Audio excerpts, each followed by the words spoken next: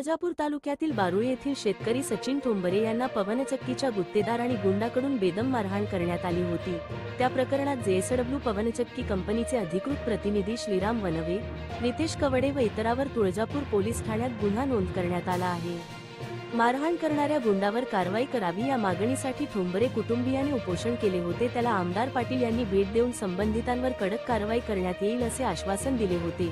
फिर्यादीच्या आईने जेएसडब्ल्यू कंपनीला पवनचक्कीसाठी गट नंबर 81 मधील 20 गुंठे जमीन भाडेतत्वावर दिलेली आहे। पवनचक्कीचे लोकांनी 20 गुंठे जमीन न वापरता जास्तीच्या जमिनीवर अतिक्रमण करून फिर्यादीचे शेतातील झाडे हे आरोपींनी कुठलीही परवानगी न घेता तोडत होते। त्यांना झाडे तोडू नका अशी विनंती करीत असताना हा वाद झाला होता।